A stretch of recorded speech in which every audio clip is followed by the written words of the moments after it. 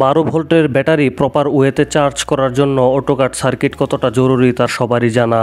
এই সার্কিটের মাধ্যমে ব্যাটারি চার্জ হয়, ফুল চার্জে ফুল কাট হয় এবং লো চার্জে লো কাট হয়, অর্থাৎ এর মধ্যে ফুল কাট লো কাট দুটি সুবিধাই পাওয়া যায়। আজকে এই সার্কিট দিয়ে একটি অটোকাট চার্জার তৈরি করে আপনাদেরকে দেখাবো।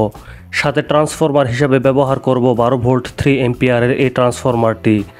বাজারে অসংখ্য মডেলের অটোকাট সার্কিট পাওয়া যায়। ভিডিওতে ব্যবহার করা সার্কিটটি আমি কিনেছিলাম মাত্র 120 টাকায়। প্রথমে সার্কিটের কানেকশন সম্পর্কে জেনে নেওয়া যাক। প্রথমে দেখুন চার্জার কানেকশন করার টার্মিনাল।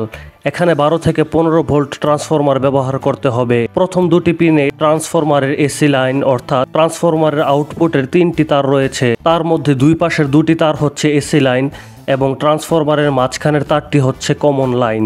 এইখানে কমন অর্থাৎ ট্রান্সফরমারের মাঝখানের তারটি লাগাতে হবে। তারপর রয়েছে আউটপুট টার্মিনাল। এটা মূলত লোড টার্মিনাল। আপনার লাইট ফ্যান সহ যাবতীয় 12 ভোল্টের ডিভাইস এখান থেকে চলবে।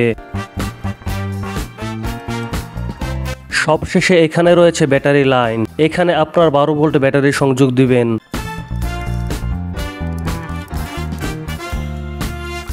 চলুন এবার কানেকশন দিয়ে ফেলি। নিয়ম অনুযায়ী ট্রান্সফরমারের দুই পাশের দুটি তার এসি এবং মাঝখানের হলুদ তারটি কমনে সংযোগ দিতে হবে।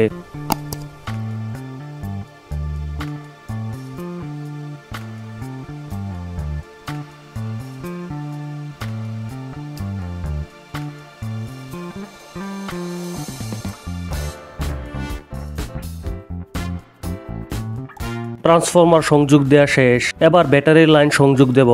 এর জন্য ব্যবহার করব এরকম দুটি শর্ট কেবল। এখানে প্লাস এবং মাইনাস দেখে কানেকশন করতে হবে। উল্টা কানেকশন দিলে সাথে সাথে সার্কিট পুড়ে যাবে।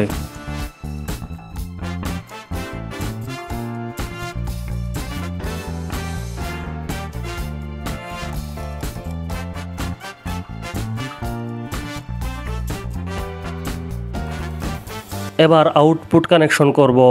এর জন্য এমন দুটি শর্ট কেবল লাগিয়ে নেব। এখানেও পোলারিটি ভুল করা যাবে না, কারণ উল্টা কানেকশন দিলে আপনার লাইট ফ্যান কিছুই চলবে না।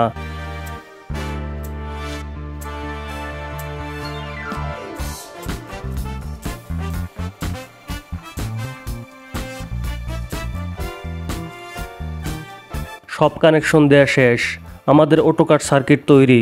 এখন ট্রান্সফরমারে বিদ্যুৎ সংযোগ দিয়ে ব্যাটারির লাইনে ব্যাটারি লাগালেই চার্জ হওয়া শুরু হবে। আশা করছি স্বল্প দামের মধ্যে একটি ভালো মানের অটোকাট চার্জার তৈরি করে দেখাতে পেরেছি। চার্জার এবং সার্কিট কেউ চাইলে অনলাইন থেকে কিনতে পারেন।